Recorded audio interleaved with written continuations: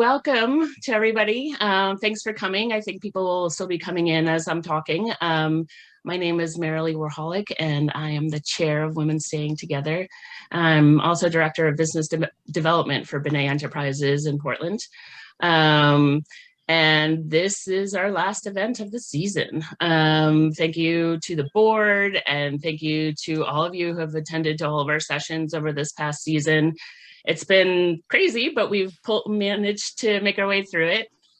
So thank you. We couldn't have done it without all of you. So for those of you who don't know, Women Staying Together is an organization that comes together to elevate women as entrepreneurs and leaders. It's an organization that's not focused on networking per se, but rather on building strong and long-lasting relationships among businesswomen in Maine. I know the women who I met at the first event that I went to years ago are still my go-tos for advice and connections and everything. So it's a wonderful organization. We're at womenstandingtogether.org if you want to check us out further. And just a reminder that this will be our last free event of the season. We opened up all of our events this year to be free, to let people see what we're all about. And starting next season, we'll be back to in-person events, which is awesome, and we can't wait for that. You can join our coffee chats and one luncheon for a nominal fee, but we asked just to check out our membership tiers. We created a new virtual tier for those of you further afield or for those of you who can't make it to in-person events. So take a look and feel free to email us if you have any questions. And we're couple items before we start. I've muted everyone, I think, except for our panelists, and ask that for your best experience to change your view in the upper right-hand corner of your screen to have it be, I believe it's speaker view. That way we can focus on who we're here to see, who are the panelists. So, and also I think on your phones, it's the second window. So basically right now you should be seeing me in my face as the large picture. So, and then a bunch of pictures up top. So we'll be doing a Q&A after the panel. So if you have questions for the artists throughout the talk, throw them in the chat section and we'll pull from there to ask at the end of the session. So I think that's everything. So to begin, this is our annual panel called Women Who Dare. And this year we wanted to focus on women artists, as Maine has such a rich arts community, and we wanted to delve into that world as artists are businesswomen, right? They're an integral part of our business community, and they have been just as affected, if not more so, throughout the pandemic. And we are here to talk to three women who have successfully made it through that year and possibly even grown. So I'd like to introduce you to our moderator, Sadie Bliss. She's the director of Maine Crafts Association. To give a little info on her, while she earned a master's in arts administration at Boston University and worked for the Society of Arts and Crafts and has served on nonprofit, community, and government art initiatives and institutions. She moved to Maine in 2008 and began working for the Maine Crafts Association at the Center for Maine Craft. She moved into the executive director role and has succeeded in expanding the impact and budget of the organization since 2012. So welcome, Sadie, and thank you for moderating today. And I'll ask you now to introduce our panelists. Great, thanks so much, Marilee. And thanks so much for Women Staying Together for inviting me and for doing this panel. It's great to see some familiar names and faces of some people I've talked to this year about different things that I don't actually know in person. So our panel will begin with some quick introductions, and then we'll dig into some a little bit deeper questions about the details of how these artists navigated the past year. And then there'll be time, like Marilee said, for questions at the end. So those can just go into the chat directly to Marilee, and then she'll kind of curate them and send them over to me. And then we'll go through, we'll have about 15 minutes at the end for that. So I'm very pleased to be here with 3 Maine artists. Molly Thompson is here, Dietlin Vanderschaff, and Jenny McLaughlin. And these 3 were identified because they achieved some success over the last year, which was just so difficult in lots of ways for lots of people. And it's nice to be able to celebrate some of the positive things that came out of that. And like Marilee said, the growth. So I look forward to hearing their different approaches on their practices, their businesses, and how they navigated the challenges of the last year. And I'm gonna just start with having them each just briefly introduce themselves. And I'll start with Dietlin. Hi, my name is Dietlin Vanderschaff, and I'm a painter. I work with a medium called encaustic, which is beeswax and damar resin. And I have a studio in Westbrook, Maine. I work also 30 hours a week for a company in New York. So I work remotely for R&F Handmade Paints. They manufacture the materials that I use in my paint. And I also teach workshops. So I run my own retreat each year in Kennebunkport, and I travel mostly nationally and a little bit internationally to teach as well. Thanks. How about Molly?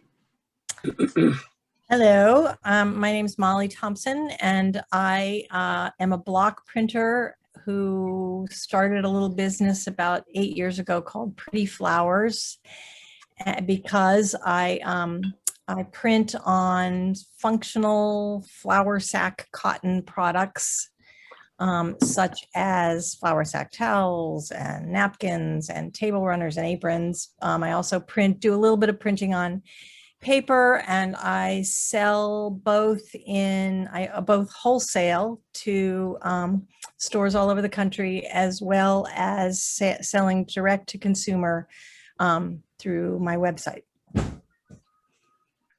Great. And Jenny. Hi, my name is Jenny. It's Jenny McLaughlin, but as an artist, I just go by Jenny. A self-taught artist and who has just been working towards, becoming more known out there. I work with acrylic paint on wood. I'm from Portland, Maine. I grew up here. I lost my real job, I call it, in the breakdown of 2008. I worked for a big fashion company here in Portland, Maine called Rhodes Gallery. And that sort of kind of kicked me into what I wanted to do. And so I've just been growing since then as an artist. Great. My answers will be black and white and very brief, so I apologize. No, that was perfect. Okay, cool. So Thank you. now we kind of have an idea of what each of these artists is producing, and even a little bit of how they got to that point. And now we're going to talk some more about the last year, 16 months, really. So we'd love to hear what about your practice has changed in the last 16 months, and what was the main catalyst for that change. And I'm just going to have us continue on in the same order and start with Dietlin. Great. So what about my practice changed in the last 16 months? And the main catalyst for change was obviously the pandemic. I think that was, again, had pretty significant impact for all of us. So right prior to the pandemic, I had moved my studio from right downtown Portland, Maine, where I was primarily painting in my studio. I wasn't teaching out of it very much. I was doing more travel to teach, and I decided to move into a really big studio so that I could set up a space for teaching. So I moved my space out to the Dana Wart Mill in Westbrook into a big, beautiful 1,200 square foot studio, and invested quite significantly in setting it up so that I could run workshops out of my studio. I had advertised the workshops and filled all of them, and having those workshops was what would I had budgeted would cover the cost of moving to a much larger space. And I was able to run one of them, and then I had to cancel all of the other ones because of COVID. So during that initial time, late last spring, when I was looking at canceling workshops, and all the workshops that I traveled to teach were being canceled or postponed into the coming year. At the same time, I was also, the company I work for, temporarily shuttered for a couple of weeks. So it was a really scary time period in terms of looking at where income was going to come from. So that was probably the biggest impact. And then what changed from that is a variety of things intersected to create a completely different set of opportunities for me. One of them was that the city of Westbrook and a few other places provided grant money that allowed me to get internet access in my studio. And at the urge of one of my students, I began to put together online content, which was really not something I wanted to do. I had no interest in teaching online, but I decided that I would go for that, and had to figure out and navigate how that would look for me and how I was comfortable doing it. So I put together a lot of pre-recorded content and began running online classes. And I ran, I think, 4 online classes, and with each class that I ran, I had more and more students. So I think the last one I ran, I had almost 100 students, and a lot of them were international students as well. So that was actually, I made more money teaching online than I would have teaching small workshops out of my studio. So that was pretty incredible. The other thing is that in terms of my work for the company that I work for, I was able to do all kinds of other creative projects, such as making their YouTube videos, tutorial videos, and hosting online demos. I work a lot with different stores all over the country and internationally. And I shifted from in-store demos to virtual demos. So I started doing those out of my studio. The other thing was that some of the exhibitions that I had planned for last year were postponed, but I was very fortunate in that I'm represented by Portland Art Gallery right downtown. And they shifted gears pretty quickly to a virtual model since they couldn't do their big in-person exhibition openings. And I was really fortunate. I had a show scheduled in November. I was not sure how I was going to move forward with a show opening during a pandemic right after a presidential election. But I did, and it was very successful. And I think I'll talk more about that in the next question. Great, thank you. That's quite the story. Molly, same question. And it's hearing about how your practice changed in the last 16 months and kind of those catalyst moments. So pretty dramatically, and with a lot of panic in the beginning. The panic really started when Governor Mills shut the state down, and it was the day before I was due to set up at my annual wholesale show, which I rely on every year to connect me with my current wholesale accounts, buyers mostly from around New England. And I always get new accounts at this show. And so when the show canceled and we got word that stores were closing, I thought, uh-oh, I'm in trouble. That happened simultaneously with the fact that both my husband and I own our own businesses, and he is in the food and grocery business, and he had to close his stores and to protect his staff and move to a curbside model in about a 48-hour period. And I don't think either one of us slept for about a month. We really feared that we were going to lose everything, all that we had worked for many years.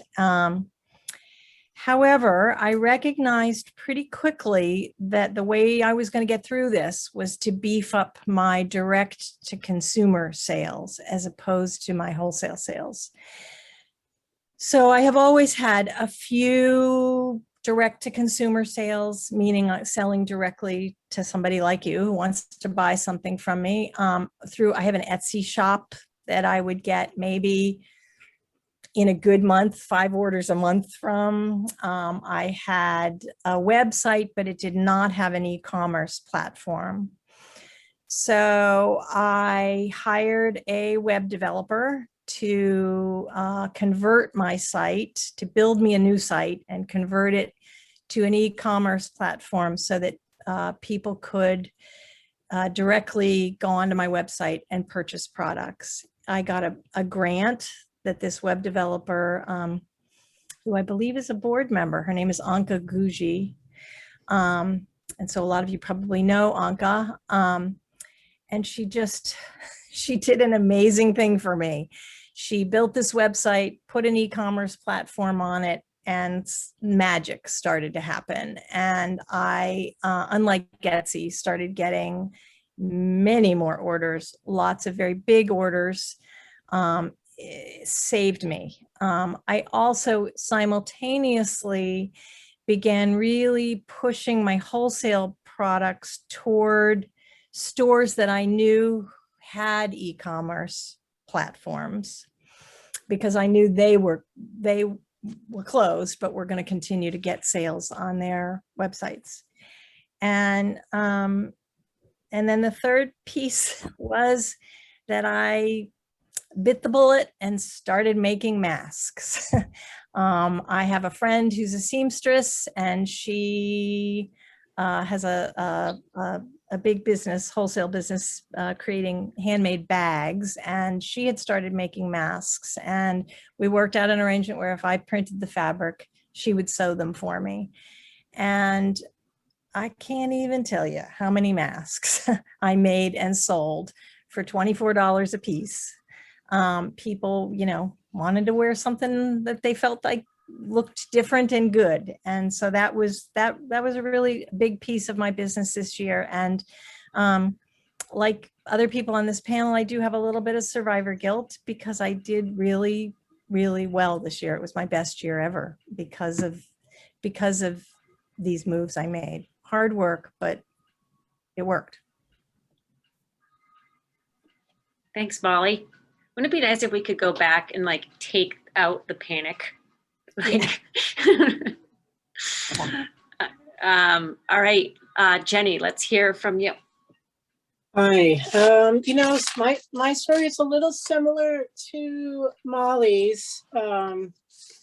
I really have just only really started to grow. I've always been creative. I've always made art, but like really me being an actual artist really didn't happen until maybe like really jumping in like 5, maybe 8 years ago, like really committing. And I started to do art in the park for a bunch of years, and I was very successful with that. And like Molly was saying, it's in the past, I really rely on my annual fairs and then meeting new clients and having old clients. And I don't have a website, and I'm very old fashioned. It took me a long time. My parents were like, you need to get an iPhone, you need to. And so I didn't even do social media. I was just a big word of mouth thing. And I would hang at places, and I was very fortunate. But when the pandemic came, it was the same thing. I literally, all the places where I was hanging art were like, you need to come and get your art.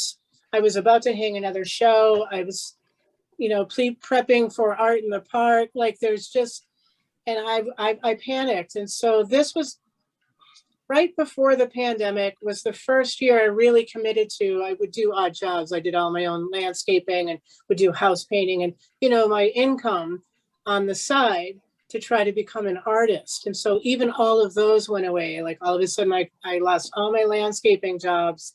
I lost my painting jobs, and I had to take down all my art. And again, I don't have a website, and I don't. So I went into full survival mode, which is something I've been doing my entire life.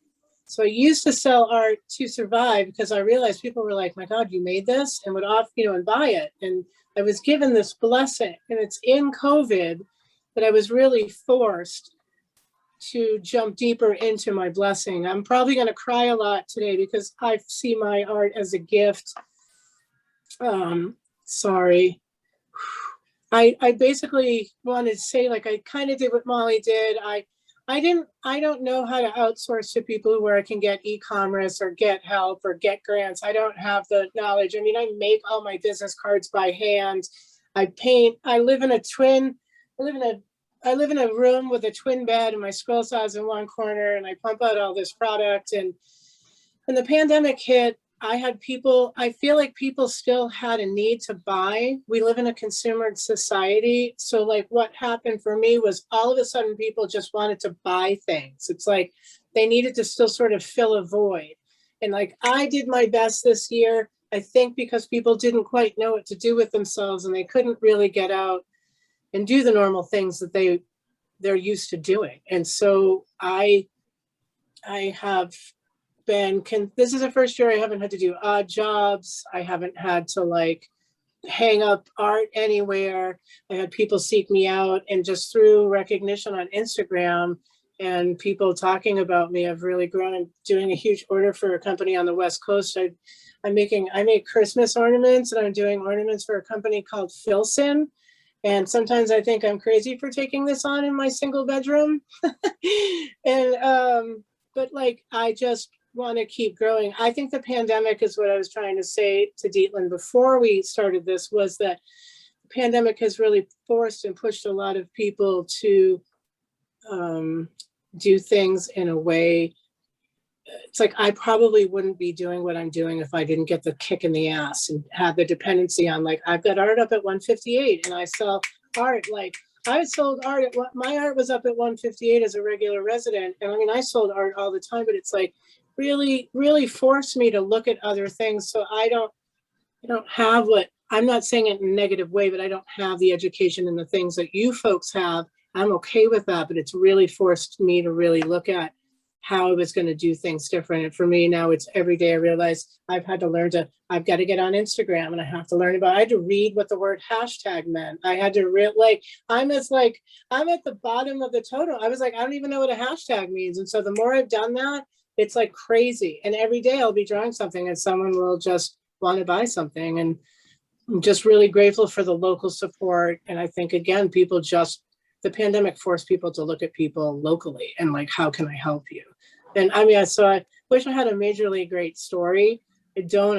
I'm a survivor surviving during this pandemic, also knowing that I can do amazing things artistically. And the pandemic forced me to do that, really look at that. Sorry if that was long-winded, but that is my story, different.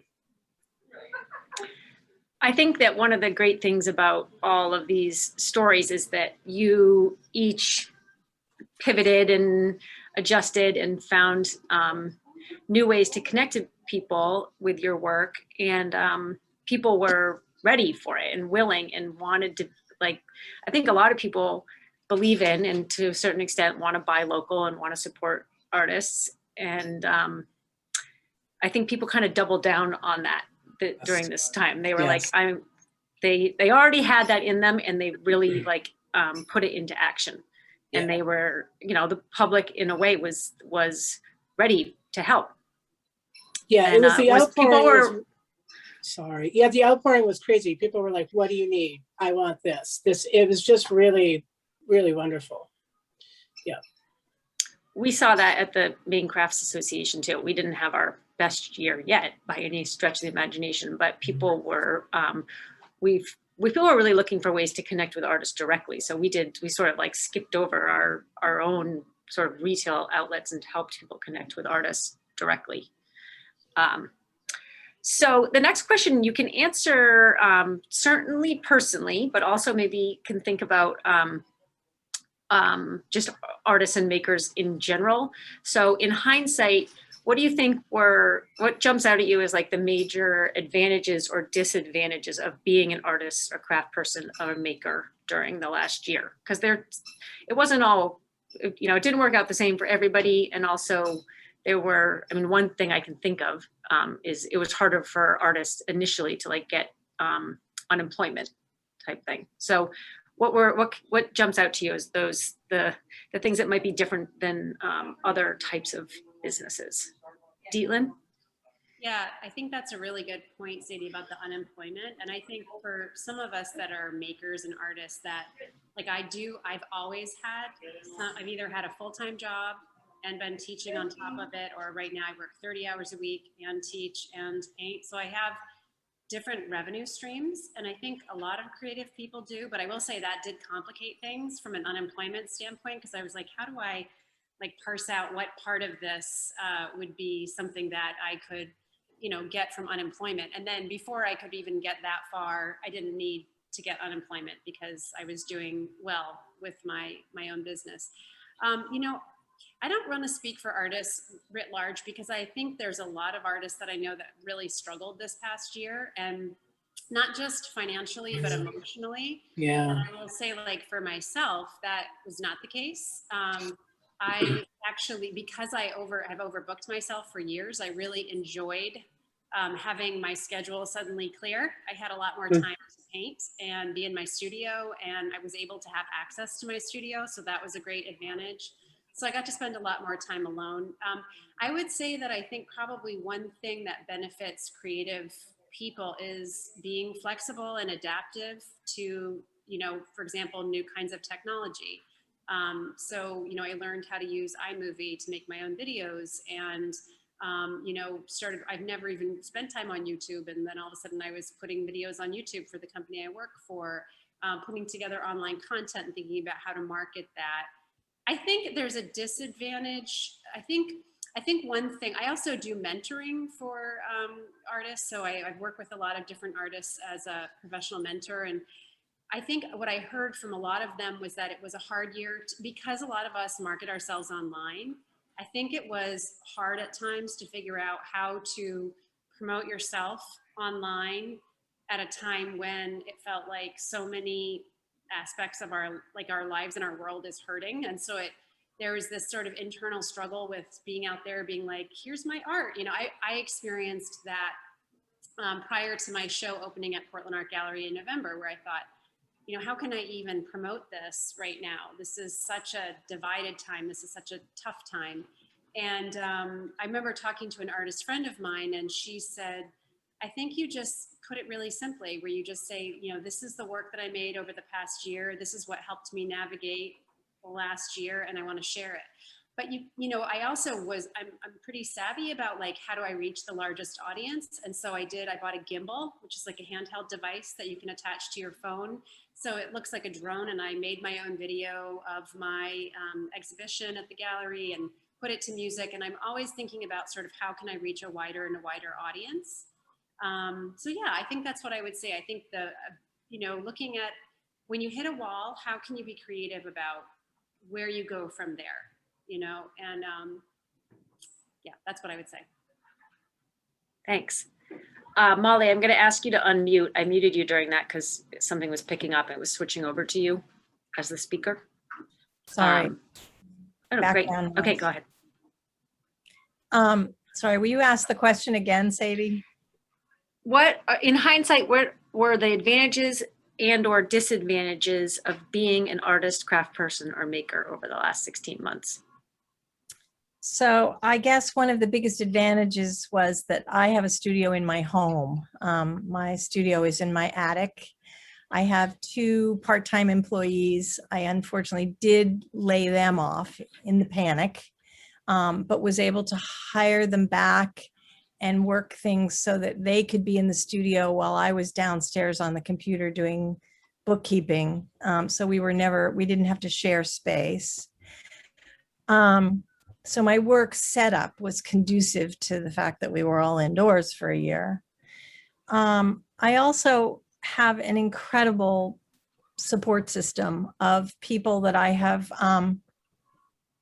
put in place over the years. I guess very early on when I started this business, I reached out to several organizations and to several individual people who I felt like knew a lot more than I did. And I have called upon them multiple times over the years. I have a mentor at SCORE, which I highly recommend for anyone who is starting their own business.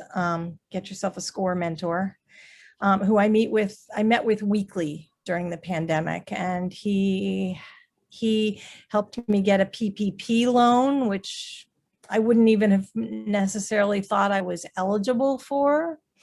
He helped me understand that getting the PPP loan made more sense for me and my individual circumstances than going on unemployment would have. He helped me get a second PPP loan, which also helped me carry me through the hard times.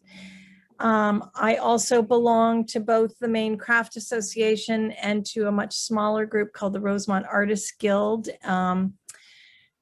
both of which have been great sources of information and support for me over the years.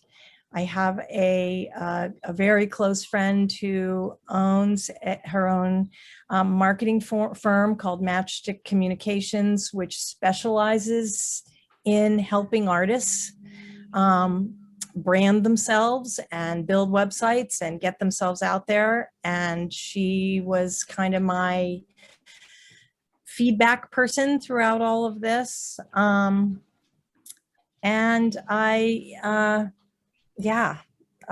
am just grateful for all the things that I already kind of had in place to help guide me through this craziness, this pivot. Jenny, I ended up muting you too, so if you can unmute again. And yeah, okay, so Same question. the advantages and disadvantages. I wrote it down. I had to write it down. I had my neighbor prints up everything for me. I'm always like, Kirsten, something. One day I'll have an assistant. One day I just keep manifesting. So like my story again is different. I'm just a survivor. I didn't get any sort of, I don't even have trace of income. I've made so little that I couldn't apply for unemployment. I mean, I literally went straight into survivor mode during this pandemic. So I'm going to read the sort of quick. So in hindsight, what were the advantages? Mine are a little different as far as my answers. And honestly, it's like I wrote, other than inconsistent income, I don't see things in general in life as a disadvantage. So, it's like during this time, it's like when I have a slow time, I've learned through just my own age and growing that if it's quiet, I'm not going to really panic. If today is a day where there's not a lot of work coming in, and I know I work hard, I sit at my desk for like 12 to 16 hours a day, and I'll just pump out art, even if it's just making art to make art, and eventually someone will buy it. But so I don't see things in the day as a disadvantage. Is it quiet today? How am I going to utilize it? Am I going to sit and panic in the day, or am I going to go for a walk? So I hear these stories and it's like, I don't have backing. I don't have art friends. I don't have, I'm a high school dropout. I failed art class as a kid, and I'm just a self-taught artist. So I just hear all this stuff and it is hard. So I most definitely was at a disadvantage, but I just, as a survivor and someone who's lived the life that I have lived, can't see any of this as a disadvantage. I'm gonna cry but this crying it's a good cry, because again, it's like I'm the poorest I've ever been in my entire life, and I do actually feel the most joy and so rich.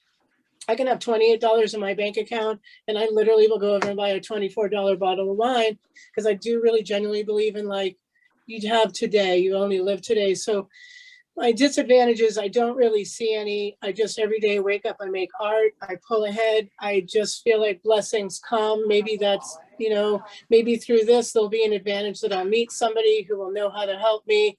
So every day I just wake up. That's the advantage. Every day I figure out, what do I want to do? How do I want to look at the day? What do I have for money? My dogs have been to the vet. Everybody has food. My rent's paid. Those are my advantages. And I'm able to make art in a time when mental illness for people are killing them. I know people who make a lot of money and in this pandemic in general are not doing well. I don't know. So I just take advantage of every day as an artist, and I just make art, even if money is not coming in. And I work and I plug and I work and I plug. And I have people every day who say, I really wish I could be like you are. And it's not easy. It's not easy to wake up. Like I said, I make art in this room. I wish you could see it. Don't have a studio. But I'm not saying that in a sad, oh, me way. It's like to see where I've even grown from and to now be here. that's the advantage. The advantage is that I took a risk in myself, and I take the risk every single day. So I don't see the disadvantage in the pandemic, I guess, because I'm such a survivor. Also, thank God that we got some stimulus checks. So that was my money income this year. It's like that stimulus money came like right when I needed paint, and then I got a commission, and then I was able to. So I'm just a survivor artist who will not always have to survive. But by the way, Molly mentioned the matchstick. So like, that in general, thank you. That's an advantage. So today having this conversation and being asked to be in it, now I'll know I'm going to look up matchstick communications, and like, so there's advantages. There's advantages in this meeting right now and meeting you people and chit-chatting. So thank you again. Jolene at Matchstick is really great. Yeah, I'm going to write this down, I appreciate this. I know it's out of context and we have time. I just feel so different than the other artists. And I was a little apprehensive at first of doing this, but I was like, I don't do a bio. I'm just like, I don't know what to tell you. I don't do bios. It's like a resume. F that. So, my art teacher in high school was Celeste Verberge, and she has some nice stuff up at the Portland Museum of Art. And it's like, I'm a high school dropout. I failed art class, but like, look at me now. You know what I mean? And anyways, so I just feel so different than all of you, but I hope that I can help someone today in my answers. Just know that you just have to keep plugging and believe in yourself. When it really comes down to it, you just have to keep plugging along no matter what the advantages or the disadvantages are. You just have to show up every day. Well, I think you're an important piece of this conversation, and regardless of how you kind of view it, what you do, you are running a business. And you have a different approach to it, and you may not like see it that way. I don't. Exactly. I know. I have to stop that. It's like I just saw your resumes and I hear your history, and I'm like, holy shit, and it's like it's not a comparing. It's a little intimidating, but I don't feel less than, and but it is like, holy crap, you guys really have your shit together. And I'm 50. I'll be 50 this year. And I just feel like I've just hit the ground. So again, I just want to keep saying thank you for listening to me, because I do feel like the odd gal out. So thank you. Well, I work with a lot of artists, and I come from an artist family, and I don't find you odd at all. Thank you. I appreciate that. It means a lot to me, though. Thank you so much. Thank you. Also, I've been hiding in my room since the pandemic, so I really don't get out much. I tell people I'm feral. So just this alone was like, oh my God, it's so many people. So I just feel awkward. I don't socialize. So thank you. One thing I think that I hear too about one of the advantages is that you all are kind of you're in your own space, and you could make art and keep things going, whether they change or stay the same on your own during the pandemic. It doesn't sound like many of you were making bread or watching Netflix. Neither was I, but that it didn't, your practice and your life didn't cease. It just changed. So my last question, and this could be a one-word answer, or you could dig into it a little bit, and then we'll move to questions from the chat. How are we doing on time? Is if you can think of what your biggest challenge was prior to the pandemic, and what your biggest challenge is now, and maybe they're the same, maybe they're different. Deetlin? Yeah, so mine is going to be the same. That my biggest challenge prior to the pandemic is the same challenge I have now, and that's a life-work balance. And I think many people strive for that, and business owners always do. So my partner is also a small business owner. She runs her own company. She's an arborist and does tree work. And it's the same thing where I think that when you work for yourself, even if you have another job like I do, you are often working all the time.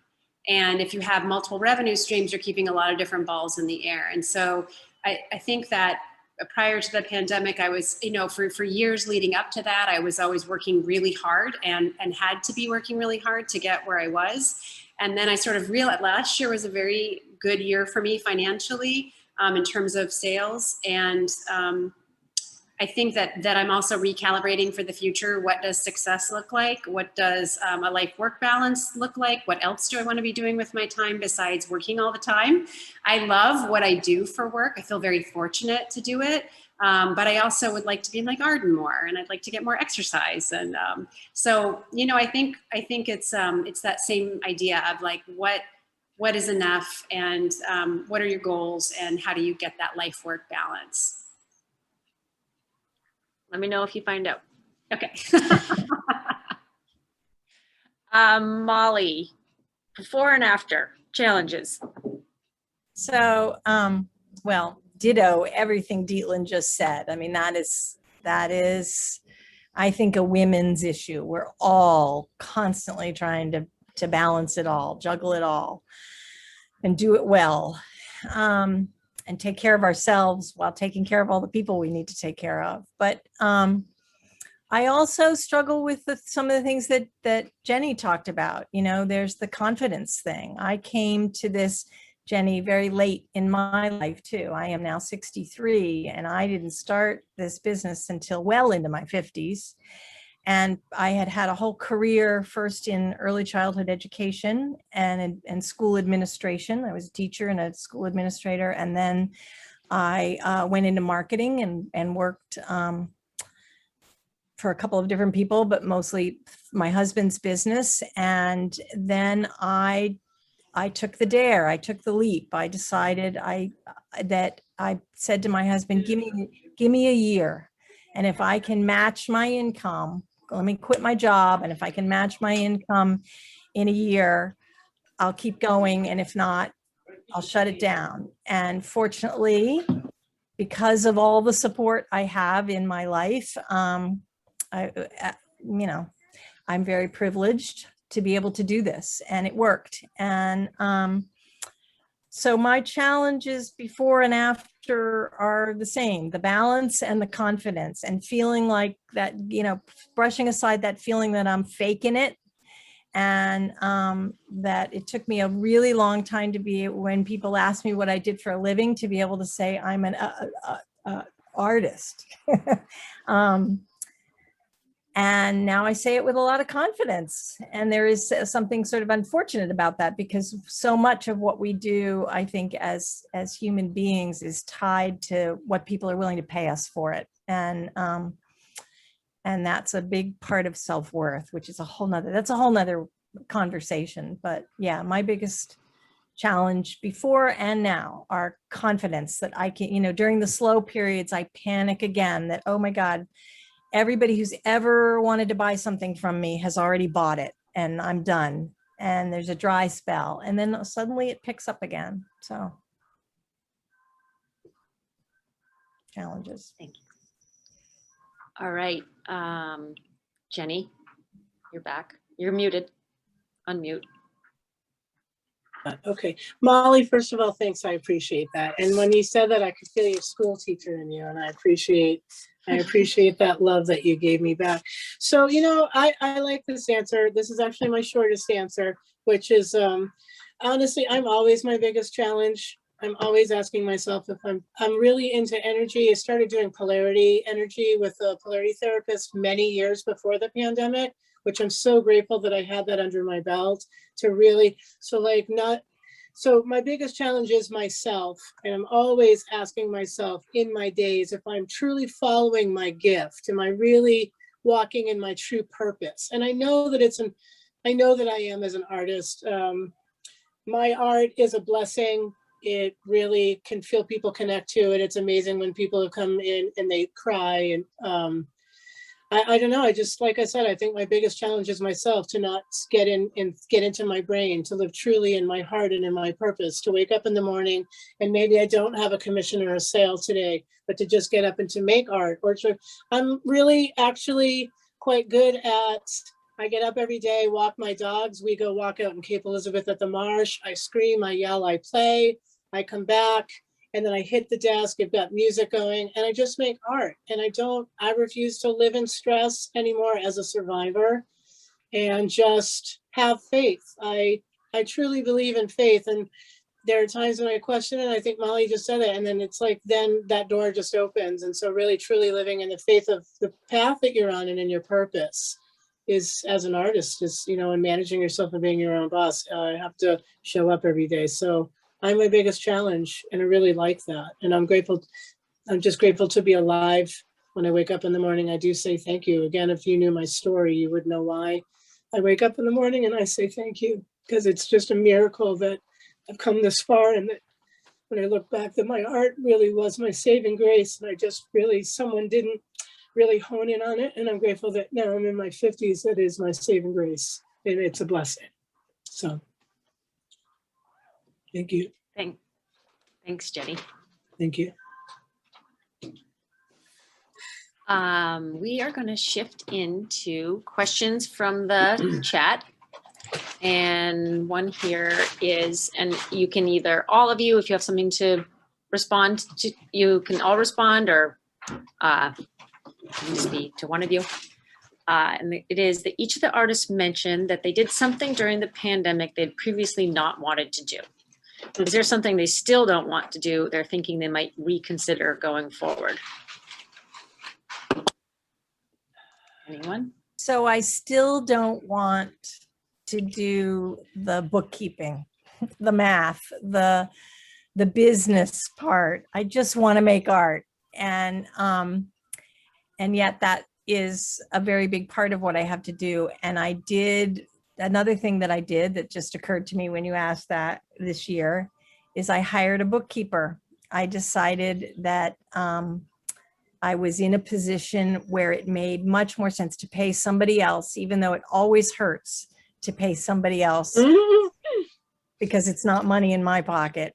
But I made the decision that it made way more sense to pay somebody else to take that stress off of my plate. And so, yeah, so that's something I did.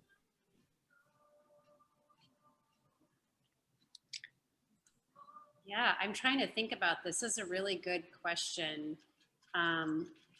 So the thing that I hadn't wanted to do was to teach online, and I ended up loving doing it because of reaching a much wider audience, and also people who couldn't travel, even if they could travel, that travel is prohibitive for them for one reason or another. But I can't think of something that I don't want to do that I think I'll do moving forward, except maybe less, like less teaching, being more selective about where I, just kind of doing less, I think, so that I have more time in my studio and just more time just being. That's something I think I really got to have a little bit more of last year, where everything kind of came to a halt. And I realized how much I wanted that, and that I don't always have to be sort of moving the bar up and figuring out what the next thing is and the next thing, and then hitting more and more goals. So just kind of maybe recalibrating what some of those goals are. And Jenny, what about like the fish, making 1 million fish? Is that like, do you want to get away from that type of thing? Well, this or is that great? First, well, I do a lot of commission work for people. I have also a lot of regular clients. Sometimes I'm like, I don't even understand where you're even putting my art anymore. My following is huge. It's like crazy. The fish, I'm making fish and mallard for this company. And if I was to sell these, they're all handmade. And, I've got my wood cutting machine right over there, and the trout. So when I look at these every day, I think to myself, oh my God, only one side is like this much of what they paid me. But this is the first time I've ever had something this, just willing to take this risk this year. I know that I can do it physically because I'm a crazy wild working artist machine. I love to make art like all day long. I'm into it. I think it's crazy. Would I do it again? I don't know, because I do so well with just my own following. So this is my year to test. Like, is this worth this for me to do it versus my following? It's really unbelievable. I feel really, again, a blessed. I don't know if I would do this again, not for this money, but again, it's for Filson is a really well-known company, and just that following alone it's a really big deal. I feel really honored. to do that. But I've never wanted to hang in a gallery, and I've never done any of that. I have a hard time with the whole money 50-50. I'm just like, you know, what Molly was saying, it's like, you know, I hand make all of my own business cards, and people are like, you shouldn't. I'm like, oh my God, but I'm gonna have to pay someone to do that. So it's like, I'll be in the middle of doing Filson, but realize I'm out of business cards. So then I have to stop that. And now I'm like, I've got my paper cutters out, and then I got to handwrite my signature, and then I can put, and then it's like, oh, you guys need pins. So then I've got my button machine out, and it's like, that's how we worked at Rogues Gallery, though. It's like, you know, Barney's wants this today, or like Heath Ledger's coming in. Like, I mean, it was just like that. So I have that training. I don't always want to work like that. I know that eventually I have my own idea of what I want to own for a store. I'd like to have, you know, an employee, but it is what it is right now. And it's the hard work that I didn't do as a younger person. So I have to do it now. I have to do all the hard work now, and I'm willing to put it all in. Can I respond to something that Jenny just said about the 50% for the gallery? It's, you know, I was thinking about what Molly said about outsourcing things and hiring people. And it is, for me, you know, I was hesitant about being represented by a gallery right here in Portland where I live, because I was doing well selling my own work, but it's just another kind of outsourcing. And, you know, believe me, it's worth the 50% commission when you're working with a gallery that really does a bang up job of representing you and finding a larger audience for your work. That it frees me up to just paint and not have to do quite as much of the other promotional work. And so actually, since being represented by a gallery, I've increased my income significantly. So it's actually, it depends on, I think, your lifestyle and what kind of business you want to run. There's no wrong way to do it. It just depends on what you want to spend your time doing. Oh, Jenny, we're missing what your amazingness you're saying. It's not amazingness. I was just, see, you muted. I didn't realize I could unmute. I was just saying thank you, because I am really stubborn. I mean, you know, and that's the thing. I'm just a late bloomer. And I think for me, eventually, I really keep hoping and trying to manifest that someone will see what I'm doing and see and hear my ideas. That I mean, I have a business plan in my brain. And so hoping that someone, even in this, or like I said, I mean, I've written down names and information, and I'm always looking for someone who I could use a manager. I know there's potential for me here and there. I don't know how, because I'm just I do everything myself that I don't even know how to, I mean, well, can I respond to that, Jenny? And because any other artists that might be watching this too, my friend Kim Bernard has been offering this series that was sponsored through CMCA. It's the Artist Toolbox. So you might look at that. I think it can be really helpful I've taken a lot of professional development for artists classes, which really helped me to figure out what do I want to do, because it can be really fun to be making your own things. You know, you can make your own panels, you can do this, you can do that, or you just have to decide how you want to spend your time and what you enjoy doing it and what kind of business you want to run. But Kim Bernard would be somebody that would be a good resource for you. Yeah, I wrote that down. I also appreciate that. Thank you so much. You're welcome. Yeah, thank you. Okay, do the panelists have any questions for one another or final thoughts they want to share with the group? Okay. With that, we are going to start wrapping up. I just want to say thank you so much to Molly and Jenny and Dietland for being so open and generous with your stories and your hearts and your all the details from this last year. And I am, you know, happy for you all for your success. And I did hear you saying things like survivor's guilt and worrying about other people, and that's you know, that's part of it, and that's important too. And I'm sure you have parts of your lives that were hard, even though you found some good things, and I'm sure you helped other people through your work and through the other things that you do. And I think that you should, and Jenny kind of alluded to this at one point too, I think you should run with it, keep it up, and as you all are, I can tell you're appreciative of everything that you have, and I'm super happy for you. And I'm so happy to have been able to learn more about each of you and how this year's been, and grateful to have been invited to be on this panel. So with that, I will hand it back over to Mary Lee, I think. Yeah. Well, thank you all, everyone, Sadie and Jenny and Dietland and Molly. It was an amazing experience to sit here with you and listen to how you survived this last year, and how it just shows that, you know, if you reach out, whether it's artists or businesswomen, if you reach out, there's plenty of people out there who are willing to help. And on the professional level, Molly mentioned SCORE, and I highly recommend that. Just on the business level of things, they're free. That's a key word. They're free, and they're there to help people grow their businesses, and they're fantastic. There's tons of other things as well. But we can, if I'll share everybody's information in the follow-up email to all the registrants and all those people who came. I'll send links to all your pages so they can see your wonderful work. Unfortunately, we didn't get to showcase them here. But thank you again, Sadie, for moderating this. We appreciate you coming and hosting this. So again, womenstayingtogether.org. Check us out, and our seasons run from September to July. This is the last event of the season. So with that, I bid everyone a wonderful summer, and I can't wait to start this all over again in September. Take care, everyone.